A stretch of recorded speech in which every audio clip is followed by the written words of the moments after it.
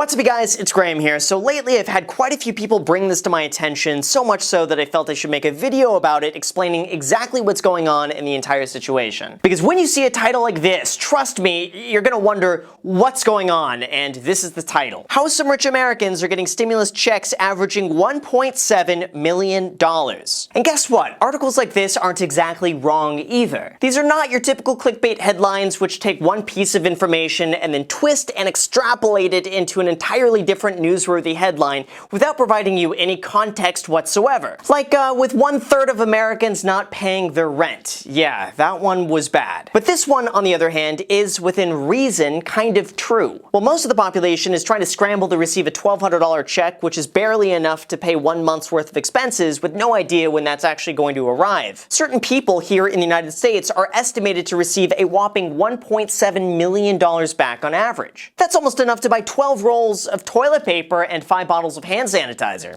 That was a joke. That was a bad joke. It was a joke. No, seriously, there is some truth to this, so I'm going to be explaining exactly how this loophole works and how some people are able to get so much money back from the stimulus package. And also, really quick, because I promised people in a previous video that I would open up a new video with a drum cover, here you guys go. Here's a very quick drum cover. See if you guys know where it comes from, and if you do, make sure to smash the like button, and if you don't, still make sure to smash the like button for the YouTube algorithm because it greatly helps out my channel a lot. So with that said, let's start this video off with a quick drum riff and then we'll begin the video. Okay, so let's start here and I'll explain exactly what's going on because all of this started with the recently passed $2.2 trillion stimulus known as the CARES Act. The goal of this package was to provide immediate relief for state and local governments, businesses, hospitals, and people in need of money. This is the package that increased unemployment benefits by $600 a week, it gave eligible Americans each a $1,200 check, it provided businesses with EIDL and PPP loans, and it gave certain people an average of $1.7 million in tax relief. Wait, what? That's right, according to Forbes, 43,000 taxpayers who earn more than $1 million annually are each set to receive a $1.7 million windfall on average thanks to a provision buried in the CARES Act. So if we just do the math here, 43,000 people receiving an average of $1.7 million means that this gives back $73 billion to people who were already apparently wealthy to begin with. But don't panic quite yet that some rich dude is sitting on a beach somewhere drinking Mai Tais while receiving a $1.7 million stimulus check that does nothing other than stimulate his bank account. Because how this works is just a little bit more complicated. See, the CARES Act contains quite a few provisions within its 335 pages, which, by the way, totally off topic from this, the margins on this paper make it seem like they had my high school English class, which required the assignment to be a certain number of pages, so we all just spaced out the margins as much as possible to make it seem longer than it actually is. But anyway, I digress. This is where it all begins. In 2017, there is an adjustment to how businesses can structure losses within the company within what's known as the Tax Cuts and Jobs Act, which kind of actually had the opposite effect of tax cuts for certain people. See, before 2017, businesses were able to write off the full amount of a business loss within a given year, which would either cancel out the tax that they would owe on other income, or they could go back and deduct those losses against the previous 2 years or carry forward the losses into the future. I know that might sound really confusing, but here's exactly how it works in very simple round numbers. Let's just say that you open a business and in year 1 you make $1 million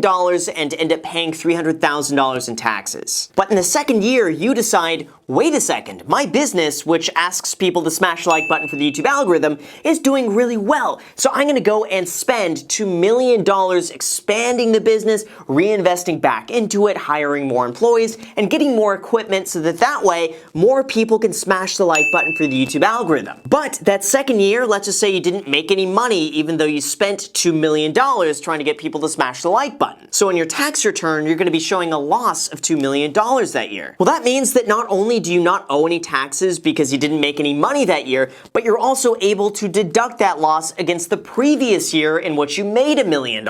And you have another $1 million of losses to carry forward for the next year. So that means in year 3, you can make $1 million, carry forward that loss of $1 million into that year, and not owe any taxes on the first $1 million that you make in the 3rd year. This law was enacted to incentivize businesses to reinvest back into themselves by providing a favorable tax treatment that would give them money immediately as they need it. But in 2018, that law changed, and here's what happened. When the Tax Cuts and Jobs Act passed, it limited this deduction to max out at $250,000 annually if you filed single, and $500,000 annually if you filed married, depending on the source of the income. This was enacted to prevent people from deducting really large business losses against their other income. Like, let's say, from a salary, investment income, other sources of income, you name it. So beginning in 2018, the very most that you were able to deduct from a business loss against your other sources of income became $250,000 all the way to $500,000. And then anything over that would have to be deducted against the following years. Like, you wouldn't be able to make $1 million a year working for Boeing and then lose $1 million on your side business and then have those two just cancel each other out entirely. Instead, that year, I would be able to deduct $250,000, and then the next year, another $250,000, and the year after that, another $250,000 until I use up the entire loss. But the brand new CARES Act included a provision that would retroactively cancel out the old provision. And it's as clear as day on page 76 of the CARES Act for anyone else who wants to read it through.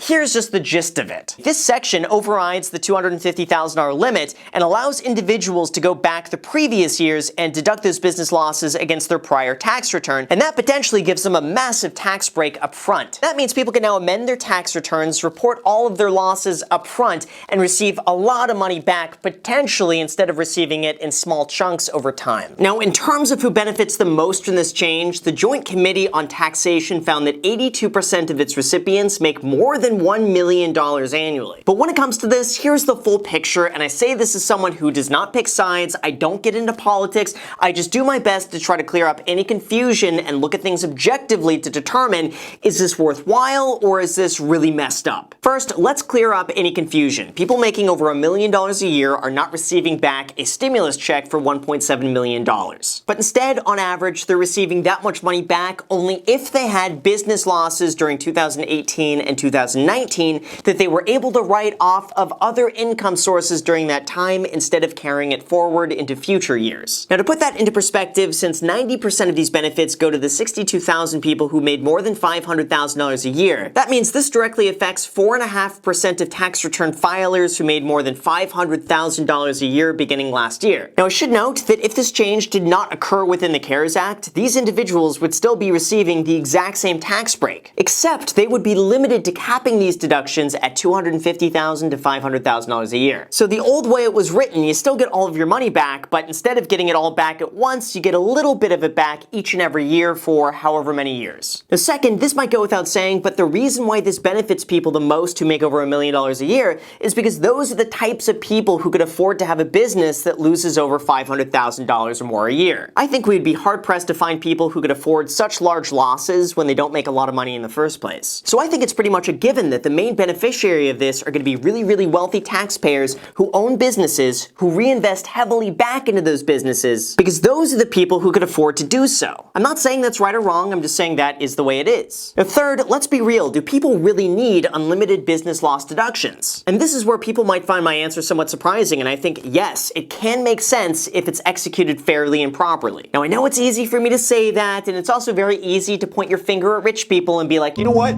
they're the problem, they make money, shame on them. But trust me, give me a chance on this one, just hear it out, and maybe at the very end of it, you might agree with me. And also, for anyone curious, no, I am not one of these individuals who receives anything from this. I do not get any tax breaks from this whatsoever. This does not apply to me at all. So just keep in mind, when it comes to all of this, I am only the messenger. The whole point of this deduction in the first place is to provide tax relief for businesses that reinvest back into buying further infrastructure, hiring more employees, reinvesting back into themselves, and further innovating. And the hope is that a person with a side business can pursue that business even at a temporary loss by deducting that income against other sources of income. That way, the business is ideally providing a benefit to our entire economy, they're hiring more people, and even though they're spending money, the money is circulating back into our economy. Now sure, I don't doubt that some people will take advantage of this by starting dubious businesses that were never meant to do well anyway. But I think overwhelmingly, people don't create businesses that just perpetually drain money. So I understand why this deduction was allowed in the first place, and I also just as equally understand why it was taken away and capped. See, by eliminating this deduction, it forces businesses to actually make sure they end up making money in the future and stay in business as long as possible. But in my own opinion, this should not have been opened back up without allowing regular taxpayers to deduct more than $3,000 from their investment losses as well. See, if you're not aware, if you invest in the stock market and in any given year you have more losses than you do gains, which is quite a few people over at Wall Street Bets, then in most cases you're limited to only deducting $3,000 a year against your ordinary income, and then anything else beyond that must be carried over into future years. That means if you make $60,000 a year and you realized a $5,000 loss in the stock market, you could only deduct $3,000 of that loss in the first year, and then the remaining $2,000 could be deducted against your second year. Now, in my opinion, that's very short-sighted to only allow regular taxpayers a $3,000 cap on stock losses, but allow business owners unlimited deductions as much as they would like. Now, I have a feeling this was overturned in the CARES Act to give businesses more liquidity right now up front by giving them a bigger tax break during a time where maybe right now they're not doing so well and they need some money. So it's kind of like the Fed giving them a bit of a bailout, but instead of the Fed saying, "Here's a tax-free loan. Here's a grant.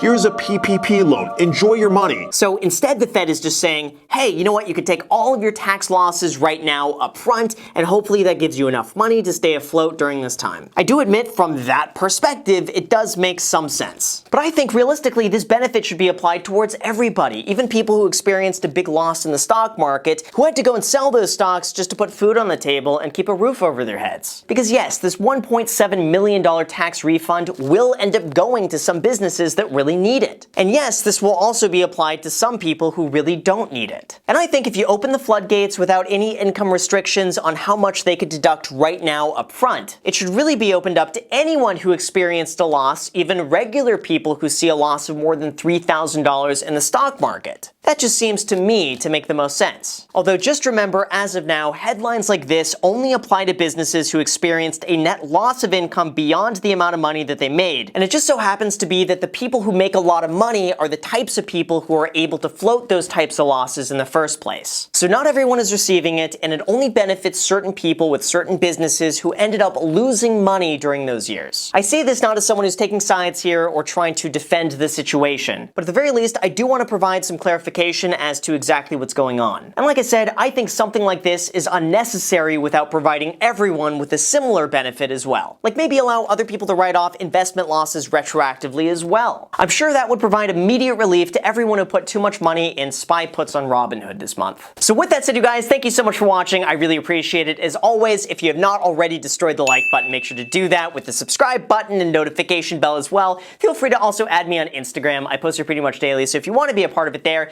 feel free to add me there. As for my second channel, The Graham Stephan Show, I post there every single day. I'm not posting here. So if you want to see a brand new video from me every single day and see me cook lasagna in the dishwasher, believe it or not, that's a thing I actually did, make sure to go ahead and add me on that second channel. And also, if you guys want 2 free stocks, use the link down below in the description. Webull is going to be giving you 2 free stocks when you sign up on their platform and deposit $100, with one of the stocks potentially valued up to $1,400. So again, 2 free stocks down below in the description. Let me know which 2 free stocks you get. Thank you so much for watching, and until next time.